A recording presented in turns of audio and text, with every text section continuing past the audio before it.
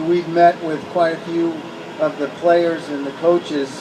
Barry Trotz is a fascinating story. We're going to introduce him to you. You may know his personality a little bit now that you've been here, and he's been here for a while. But I think there's a side to him that's fascinating. Clearly, he's got an interesting family situation with a child with Down syndrome, and I think it's time to change the American public's mindset on what it's like to have, a child with special needs and the love that they have for each other. So that's going to be fun to showcase. But also you've got Ovi here. I don't know if you're aware of that. Pretty good hockey player.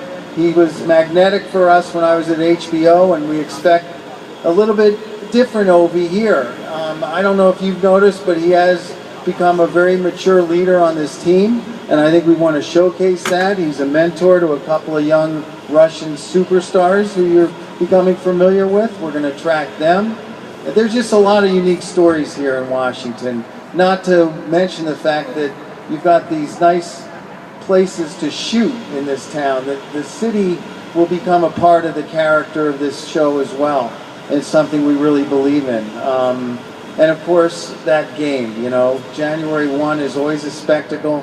One of the beauties of doing the show, though, for the last 5 years, it's been great to watch the game from down here with cameras, to see the faces, to hear the sounds, to hear the chatter, to listen to Trotz, from the bench. He told me his language can get a little graphic. We're not going to overdo that. I know you're used to that in this town as well. But we'll have some fun, and we're excited. We come in this Friday, we start, and it should be fun. We have, I believe, questions already, but again, if you have a question for either Bill or for us, please just raise your hand. We'll hit to as many as we can, and obviously with a lot coming up here in the next few weeks, a lot of different discussion points. So with that, we'll head up top. You might not be able to say who, but are there plans for any celebrities to be at the Winter Classic, either for the national anthem or puck drop or performing an intermission? Yeah, we'll have some announcements coming out, kind of dribbling out really strategically over the next month in terms of what we plan for entertainment. But I think we'll put on a good show.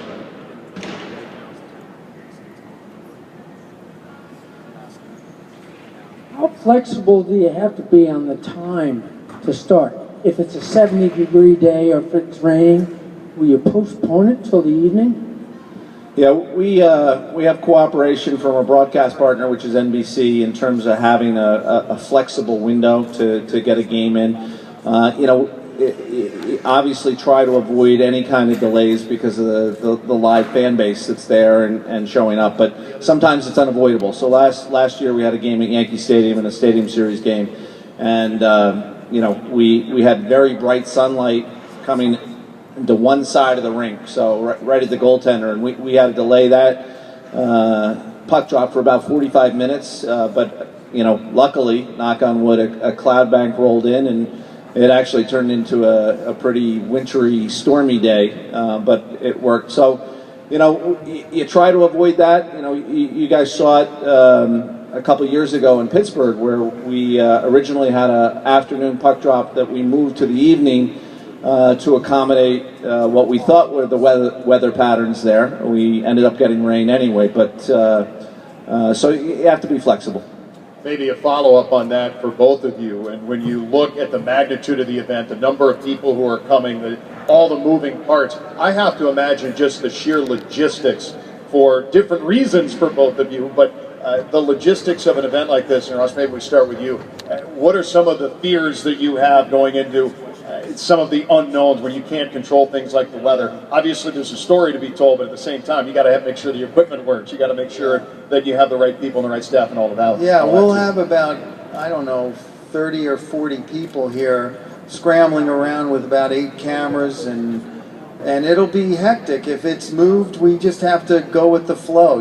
After all these years, I've gotten an all-star team of professionals behind the camera, some of the best shooters in sports television, and they just do their job. They're focused. They're like the players in many ways. As the game approaches, they get into their zone and they just get their positions and go. And, for the most part, you just have to go with the flow. And I know Bill's team is ready to do that as well.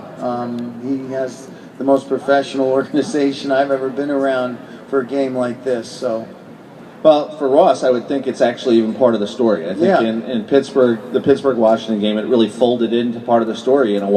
Tracking the weather. We have weather professionals on top of it, really 3 days in advance, looking at the trends and trying to figure it out. And in Pittsburgh, we were able to announce the day before that we're moving the game to the nighttime. So, for us, it's a fire drill a lot of times, but it's something. Don Renzulli and his staff do a great job, and you have to be prepared for anything.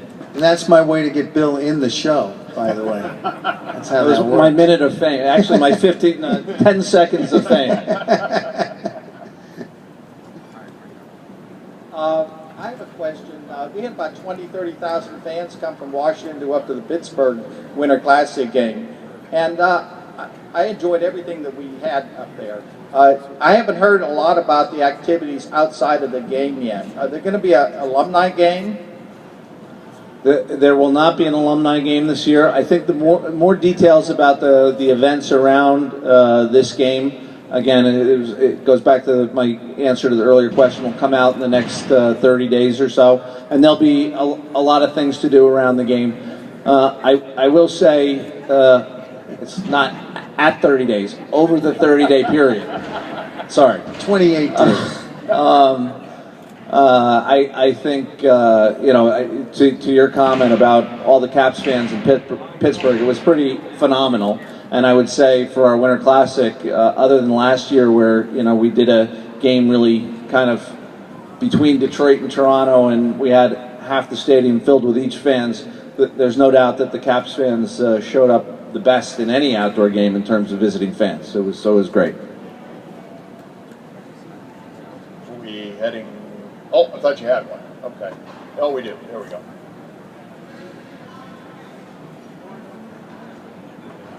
For this production, how many people are you bringing in from out of town, and how much local people are you going to use? And we have about, I'd say, 7 or 8 local and about 12 from out of town coming in.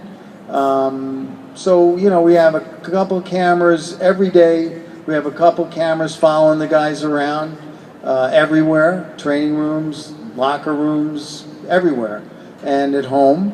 And then on game nights, not only here but on the road, we had another camera, and that's usually a local crew. So a healthy crew from Washington. You need some Washington people just because of the familiarity with the city. Yeah, we make do with that number, and they work long hours. You have so many different possible storylines, and I think back to the show with the Caps and the Penguins. The Caps were in the midst of talk about it. You know what? But it made part of the show, though. No, I know. To me, seeing George McPhee and Bruce Boudreau in that moment, and the players, and Ian Evison in the moment, and some of the things that you capture, it may not always be family friendly, but it is something. But it captures the true essence of what goes on. Yeah. And I thought at the end of the show, it was like you could not literally have scripted it any better to say, look at the adversity the Capitals overcame to go into that game, and you win that game. Along the way, where do you start to determine what some of those storylines are? That one was pretty apparent because the team was good, and as soon as things started being televised, things did not go well. But when you have that in front of you, when do you start determining when some of those things take place? Well, the funniest thing was after the first show, I get a call. Bill called me, John Collins, and said, Ted is pretty upset. I said, what do you mean? I didn't create the losses. What's he mad at me for? And he said, well, he thought that you made him look like Darth Vader, and he said, everything was dark, we were in this losing streak, and you made me dark, and Ted and I go way back, like 15 years, and we're very close. And so I said, okay, don't worry, we'll put more lights on you. Don't worry about any of that. That's all cosmetics, and I don't think they were going for that effect. But I said, do me one favor, Ted, win. And so ultimately, when it did end, the fourth show, the Capitals won the game, if you remember. So that helped a real lot, and Ted was in a very good mood at that point. He was smiling at the end of the show a lot. Oh, very much. Yes. Go ahead. We saw the show in 4 segments, and it was really great. Are there plans to do just one show, or are you going to have... Oh, no. You got 4 shows, 4 buddy. shows, just like before. December Okay. 16th, 23rd, 30th, January 6th. Okay, And perfect. obviously the January 6th show will have the Winter Classic in it. But no, we're there. 4 shows, we're embedded for the next 5 weeks and ready to roll. And we're home and away every day. Perfect. Are there any plans by your company to market those 4 shows with the Winter Classic actual game together that we as fans could buy? No, well, here's the deal. Obviously, to watch the Winter Classic, you go to NBC. That's where you have to watch the Winter Classic. The coverage that we'll have of that game will be more on ice, and you'll have microphones on the players, a la NFL Films. So we'll give you a different vantage point of the Winter Classic 5 days later through the magic of our show. But I want to also emphasize one other very important point. Epix has opened the floodgates for the ability to watch the show.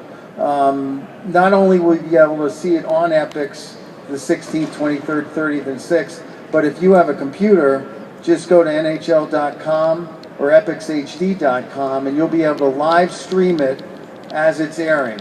So anyone with access to a computer and a website can watch this show, and that's a first for this series, and that's really important to know.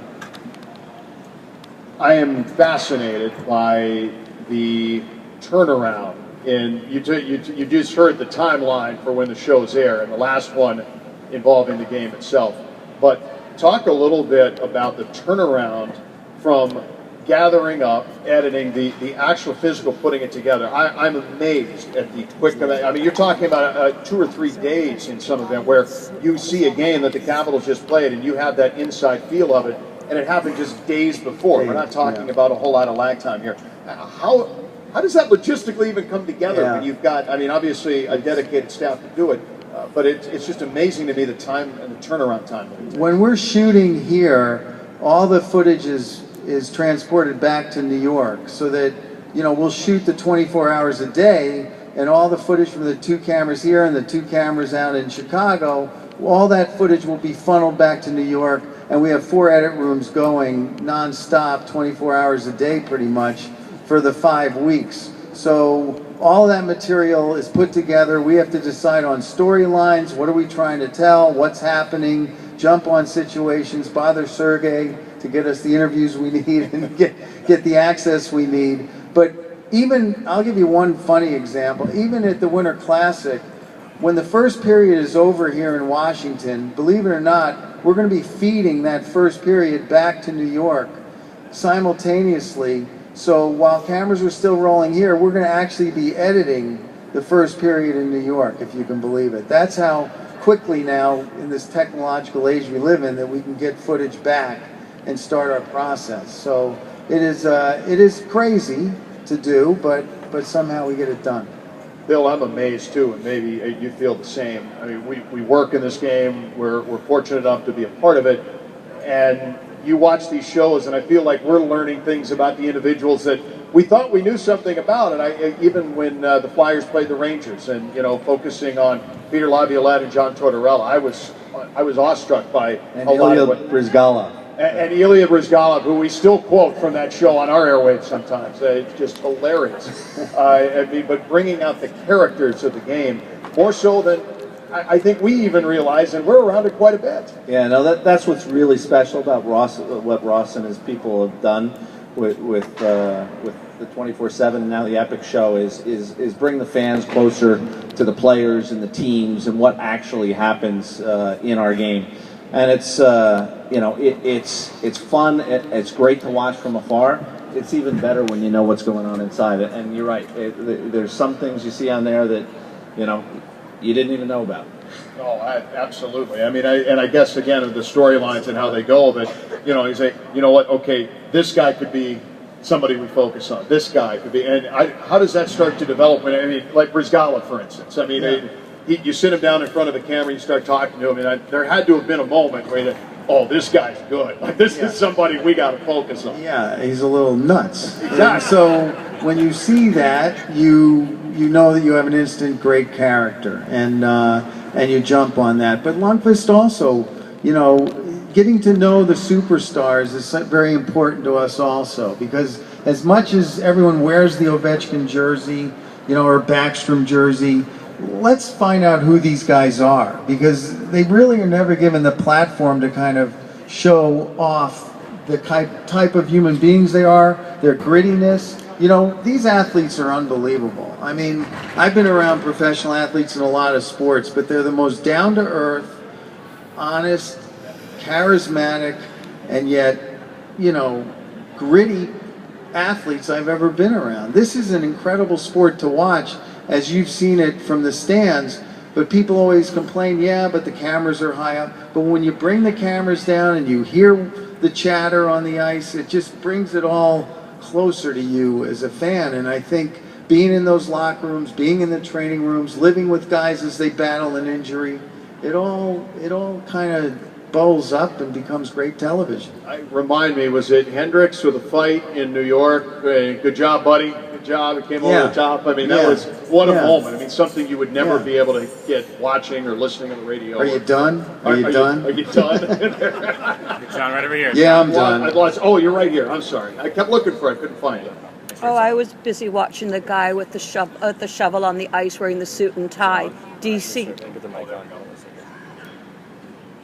Sorry about that. There was a guy on the ice with a suit and tie. DC is totally a classy town.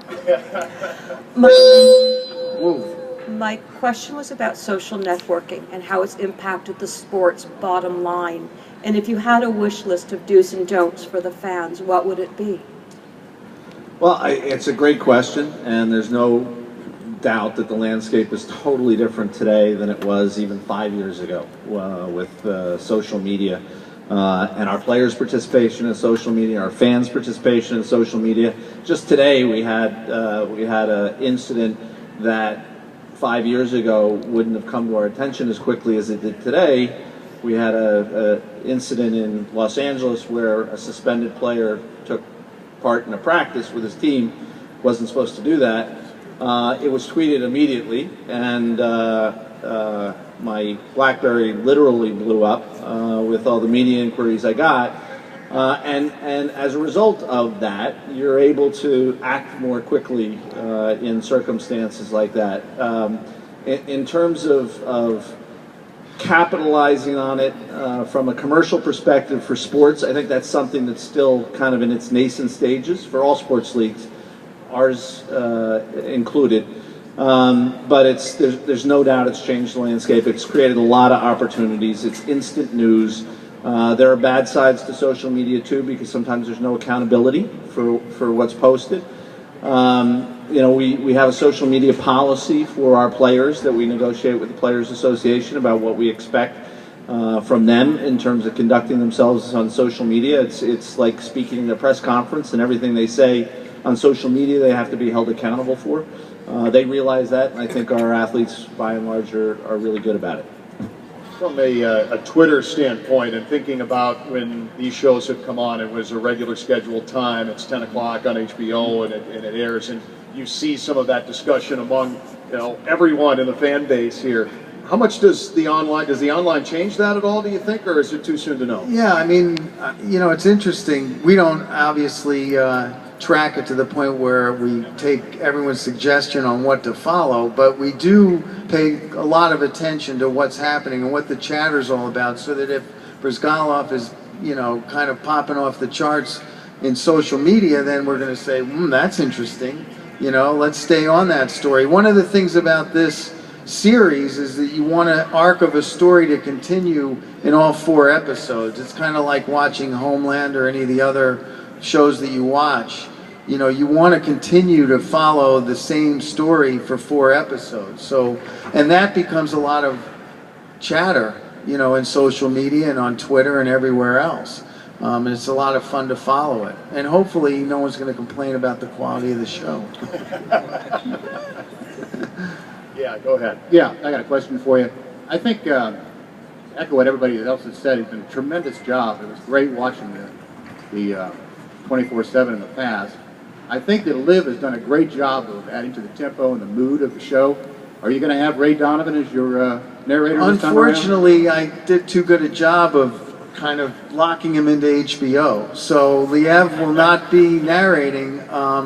It's my fault. So I paid him too much money there and gave him a long-term contract, and now I'm no longer there. But I can let you in on a little secret, although Epix may kill me. I can't do it. We do have a very exciting narrator who has decided to come on board, and he is an actor that you will know when you hear it. And I'm sorry I just teased the hell out of you and can't tell you who it is. No, not John Hamm. Not Mad Men this time around. Yes. Thank you for coming. When you talk about how you picked our opponent, I thought the Ducks would be a great choice with Boudreaux being their coach. That would have been interesting. Oh, you'd have a storyline anyway.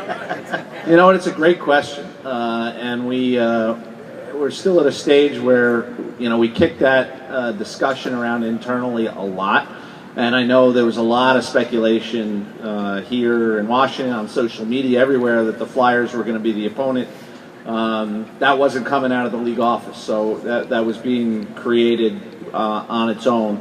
I think ultimately we were intrigued by the matchup. I think obviously in some respects, and Jamie Bourne, who came down with me, and I were talking about it on the train today, in terms of quality of matchup, we're really, really excited about this year. I mean, the star power on these two teams is pretty impressive, and it actually should go a long way to helping Ross have a good show as well.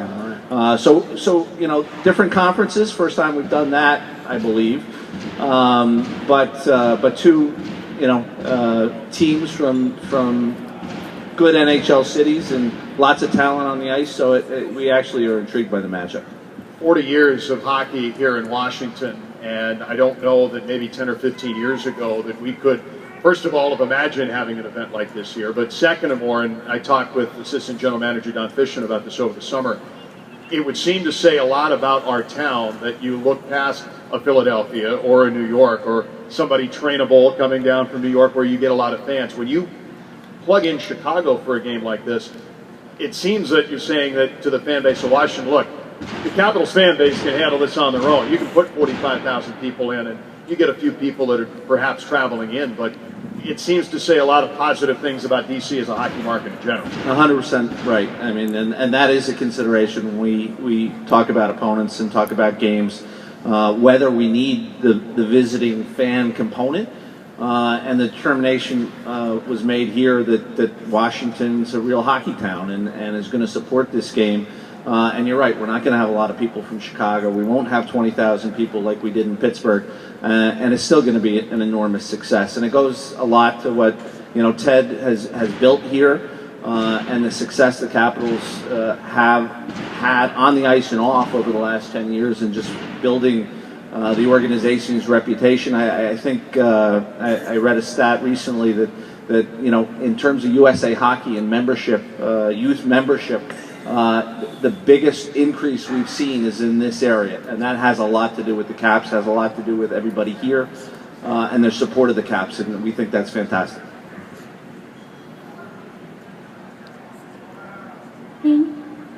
So this is Ross. As you know, with the last one of the Classics, there's always been a natural rivalry element. I mean, you played off that with the Washington, Pittsburgh, New York and Philly, they hate each other. I guess you're hoping to start. Wait a second. Wait. Okay, now go. Yeah. Don't they? As divisional rivals. So how are you going to play up any possible friction, leading up to the game? Since I mean, there's a natural rivalry that will come out of the show just because we're leading to the Winter Classic. These two teams will be playing. You'll be focused as a viewer on these two teams and everything that they're doing during the season as they approach the big game. the fact is, maybe you'll see a rivalry born out of this particular 5 weeks and 4 weeks of television. These two teams are kind of primed. You've got, one of the star-studded teams in the league in Chicago, and obviously you've got it all here in Washington. So I don't see any reason why this can't bubble up and percolate. Ovi likes to dig a little bit. So I bet that we get out of each side, a little give and take with a couple of curse words thrown in. Good chance.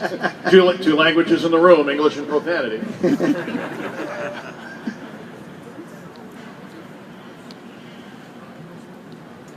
Last year, both Coach Babcock and Coach Carlisle kicked the cameras out of the dressing room. How do you handle something like that? Or when a player, and has there ever been a player who just did not want to be on camera?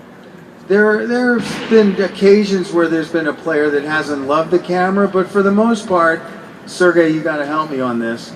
No, for the most part, we're going to go into those locker rooms, and we don't expect to get kicked out. There might be a couple of times where a coach is going one-on-one with a player and doesn't necessarily want that in, but you're going to see plenty of locker room. I don't anticipate any issues with these two franchises. They've been around the block, particularly Washington.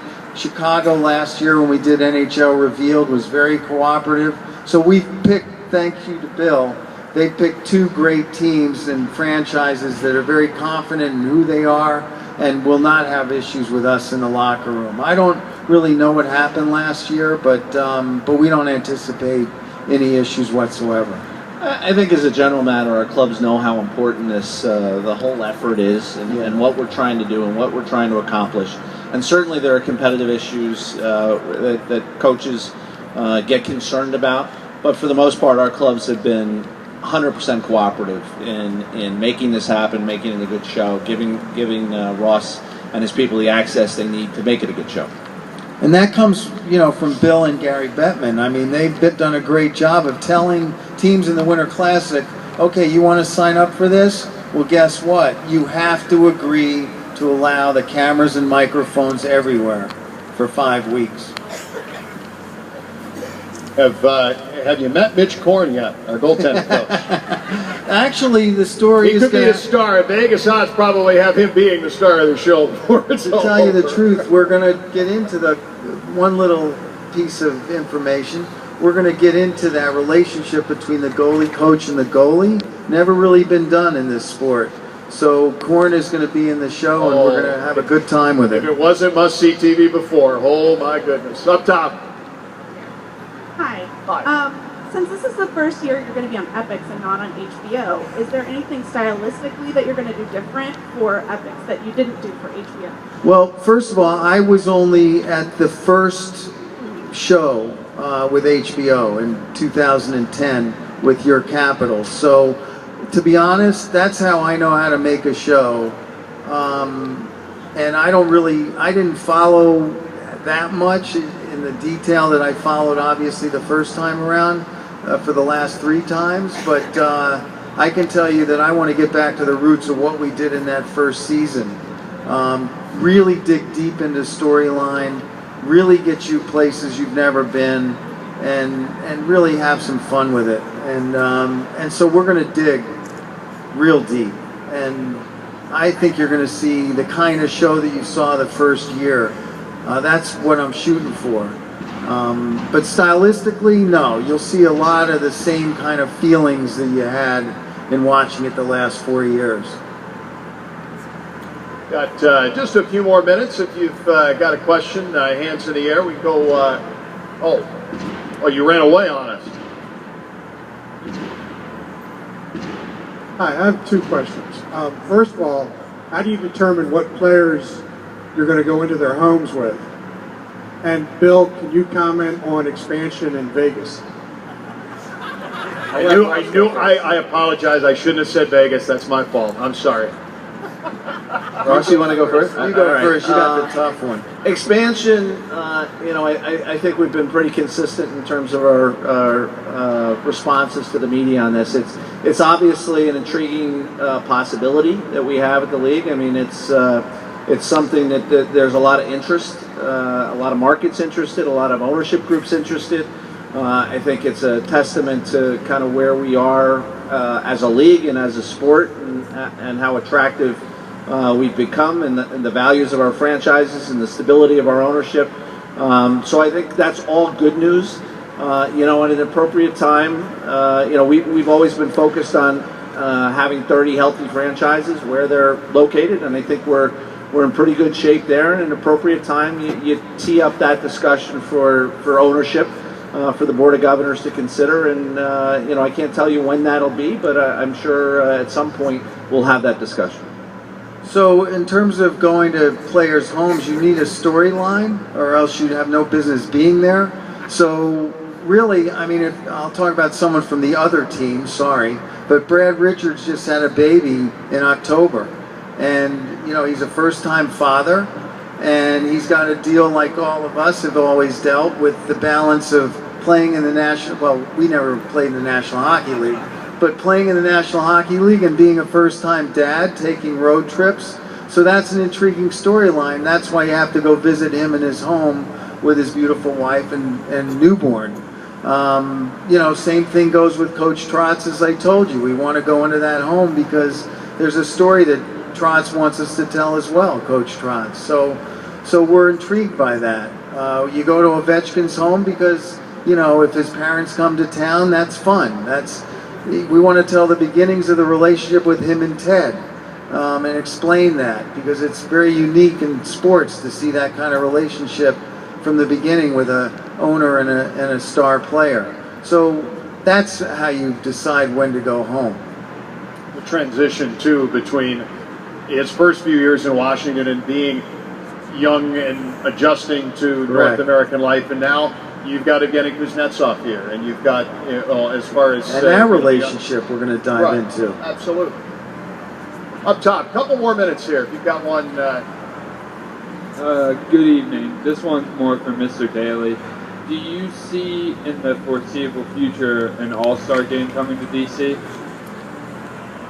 Great question, and I think the answer to that is yes. I think it's a matter of timing and when the circumstances permit. I think this franchise and organization was more focused on the Winter Classic in the short term, and ultimately we were able to deliver that, but I'm sure at some point soon we'll be talking All-Star.